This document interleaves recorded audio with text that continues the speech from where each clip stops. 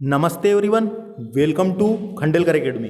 इस लेक्चर में हम मल्टीपल चॉइस क्वेश्चन डिस्कस कर रहे थे। हमारी सीरीज चल रही थी, उस सीरीज को आगे बढ़ाते हुए आगे बढ़ते हैं। अगर आपको हमारा ये सीरीज पसंद आएगी तो हमारे चैनल को सब्सक्राइब करें। देखिए, एमसीक्यू डिस्कस करना बहुत जरूरी है, उससे थोड़ा सा कॉन्फिडेंस आता है और आपको पता भी चलता है कि क्वेश्चन किस प्रकार के एग्जाम में पूछे जाते हैं। तो हमारे चैनल को सब्सक्राइब करें और आइए शुरू करते हैं देरी न करते हुए। देखिए 404 से शुरू करते हैं। पहला क्वेश्चन देखते हैं। भोपाल में हिंदी ग्रंथ अकेदमी कहाँ पर है? भोपाल में।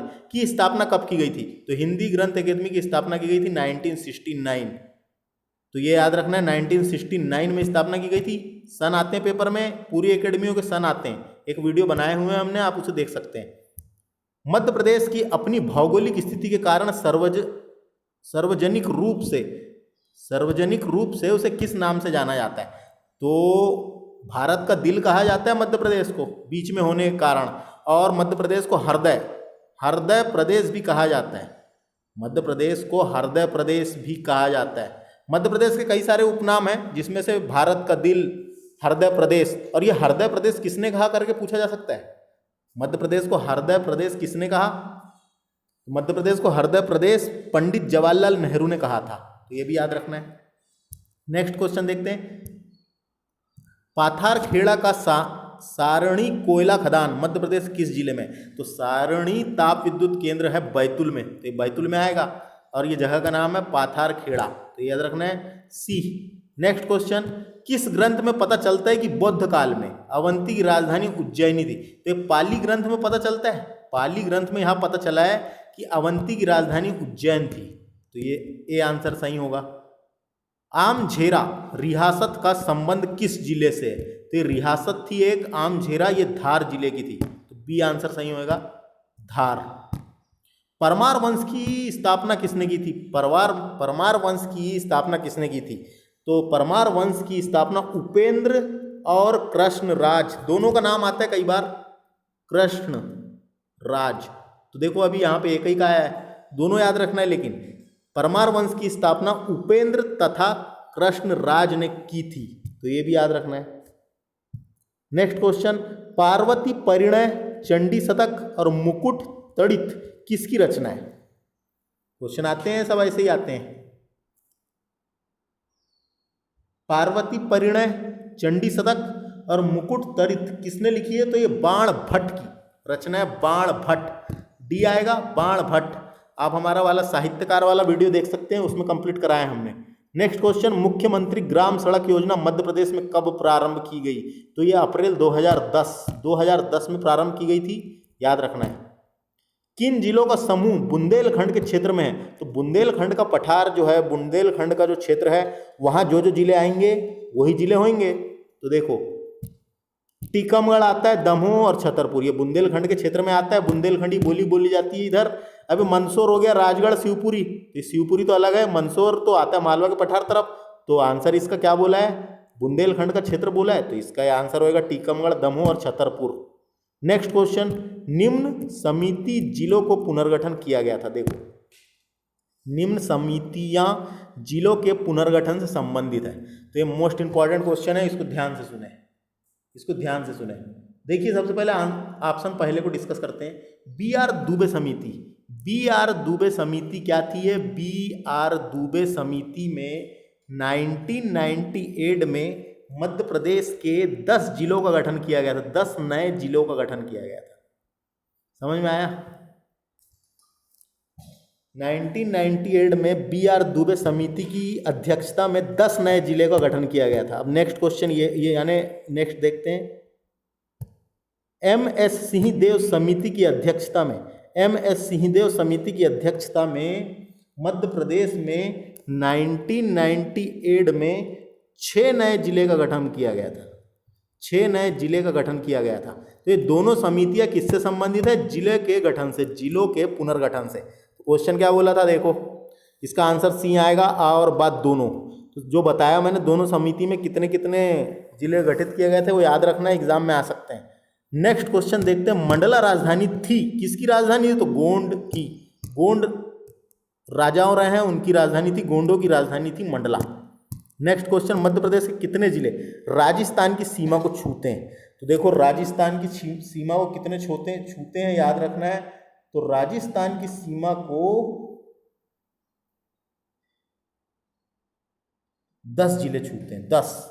राजस्थान की सीमा को 10 जिले छूते हैं। तो मैं मैप के थ्रू बताता हूँ इसको, रुको, या मैप बनाता हूँ और बताता हूँ, तो उससे थोड़ा सा जैसे भी याद रखने आसानी जाए।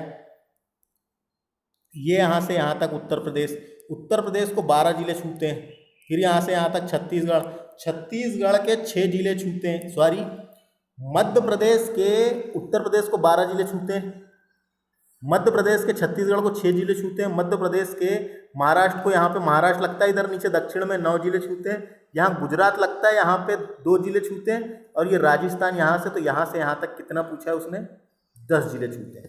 तो इसमें क्या क्वेश्चन था, मध्य प्रदेश के कितने जिले राजस्थान की सीमा को छूते हैं? तो 10 जिले। तो बाकी राज्यों का भी मैंने बता दिया आपको, जैसा भी पूछा जाए। गुजरात को 2 जिले छूते हैं। नेक्स्ट चलते हैं आगे। जलवायु के आधार पर मध्य प्रदेश को कितने भागों में बांटा गया है? तो ये है, इसका आंसर होएगा 3 भागों में बांटा गया है जलवायु के आधार पर। और मध्य प्रदेश की जलवायु कैसी है? तो मानसूनी। मध्य प्रदेश जिला समूह का क्या है क्वेश्चन, निम्न जिला समूह में कौन सा समूह निम्न वर्षा वाले क्षेत्र के अंतर्गत आता है? मध्य प्रदेश में सबसे कम वर्षा वाले क्षेत्र में आता है। तो सबसे ज्यादा कम होती है वर्षा भिंड के गोहद तहसील में होती है सबसे कम वर्षा। तो यही ऑप्शन आएगा, भिंड, मुरैना, ग्वालियर तरफ इधर से होती है सबसे कम वर्षा। तो बी आंसर इसका सही हो जाएगा। मध्य प्रदेश में शीत ऋतु को लौटने वाले मानसून को होने वाली वर्षा को क्या कहा जाता है? तो मैंने बताया था, मध्य प्रदेश के मालवा क्षेत्र यानी पश्चिम में जो वर्षा होती है उसे मावट कहा जाता है। पश्चिमी वर्षा को मावट कहा जाता है। तो ये इंपॉर्टेंट है, याद रखना है, पश्चिमी वर्षा को मावट कहा जाता है। अब ऑप्शन को भी देख लेते हैं।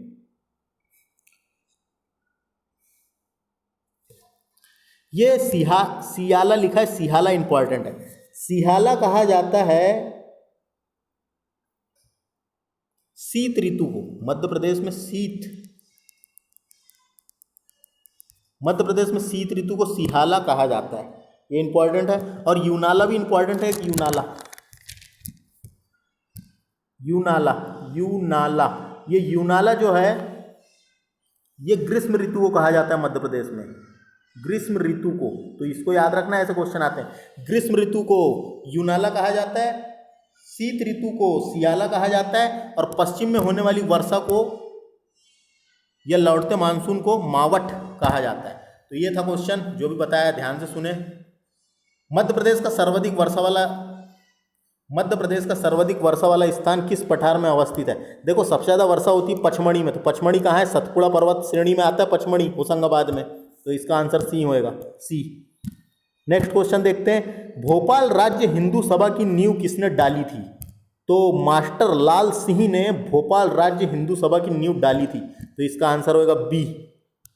राज्य योजना मंडल का पदेन अध्यक्ष कौन होता है? तो योजना मंडल का जो अध्यक्ष होता है राज्य में वो होता है सीएम, और केंद्र की बात की जाए तो वहां होता है पीएम। समझ में आ गया होगा आपको, राज्य में सीएम, केंद्र में पीएम। तो राज्य योजना मंडल का पदेन अध्यक्ष जो है मुख्यमंत्री होता है। ये देखो, ये मुख्यमंत्री, बी आंसर आएगा।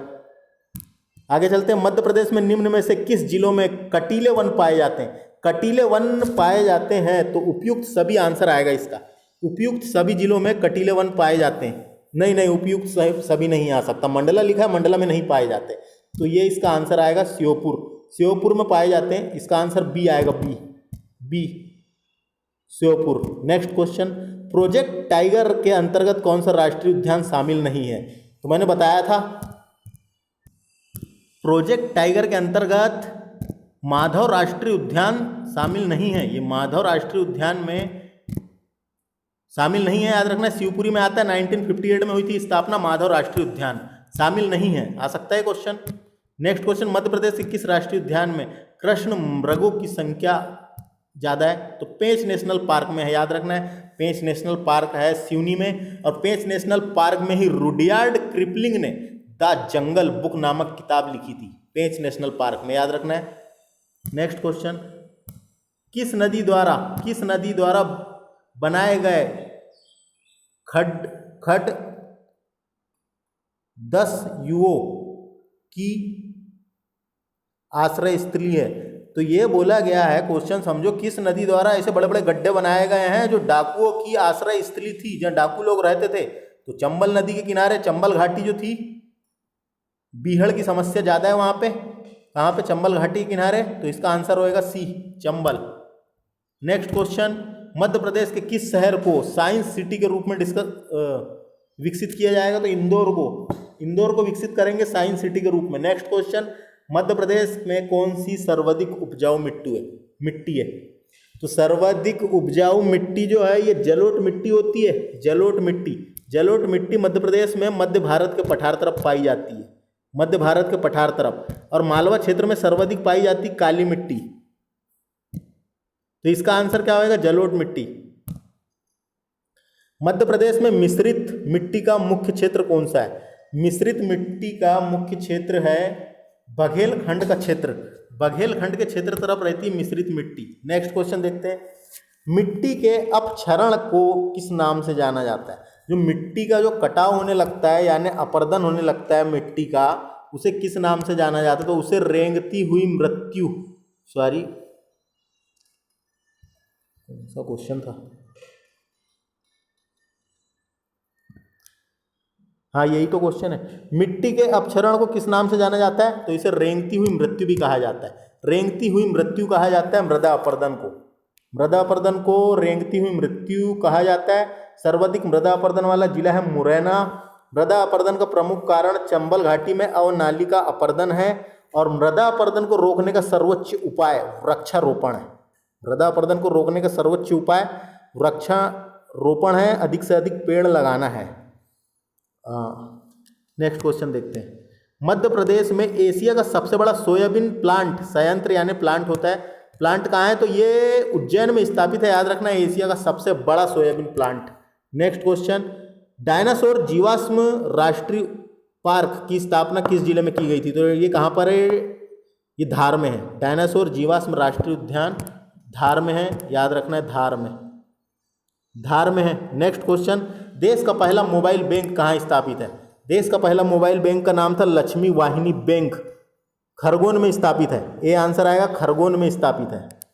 नेक्स्ट, भारत का पहला रामायण कला संग्रहालय कहाँ पर है?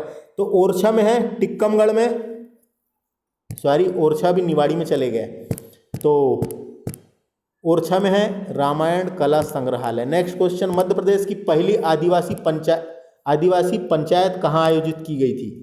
इंपॉर्टेंट है ये क्वेश्चन, आदिवासी पंचायत कहाँ स्थापित की गई थी?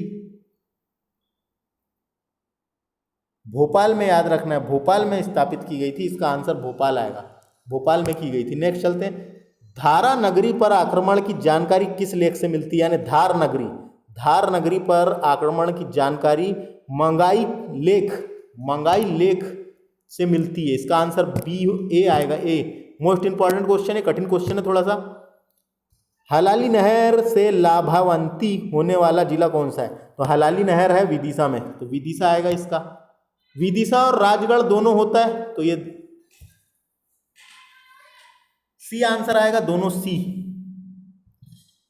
नेक्स्ट क्वेश्चन, मध्य प्रदेश सरकार ने निम्न में से किन समुदाय को राज्य में अल्पसंख्यक समुदाय के रूप में अधिसूचित किया गया? तो यहूदी अपने यहाँ बहुत कम है, तो यहूदी जो है ये अल्पसंख्यक है। अगला क्वेश्चन, सबसे कम नगरीकृत जिला समूह सही क्रम को छाटिए। नेक्स्ट क्वेश्चन है, सबसे कम नगरी जिला समूह को छाटिए। तो देखो, सबसे नगरीकृत जिला सबसे कम कौन सा है? डिंडोरी है, तो डिंडोरी एक ही में ऑप्शन दिया है मात्र। तो देखो, डिंडोरी, अलीराजपुर, सीधी और झाबुआ, ये हैं। इसका आंसर आएगा पहला आएगा, याद रखना है, पहला आंसर इसका सही आएगा। सबसे कम नगरीकृत जिला समूह का सही क्रम कौन सा है? तो ये आएगा डिंडोरी, अलीराजपुर, सीधी और झाबुआ। तो इस वीडियो में इतने डिस्कस करते हैं, छोटे बनते हैं वीडियो, अच्छे रहते हैं देखने में। इस वीडियो में इतने डिस्कस करते हैं। वीडियो कैसा लगा आप कमेंट करके बता सकते हैं, और इसके आगे के डिस्कस करेंगे नेक्स्ट वीडियो में। MCQ की प्रैक्टिस करना बहुत ज़रूरी है, उससे पता चलता है कि क्वेश्चन आते कैसे हैं।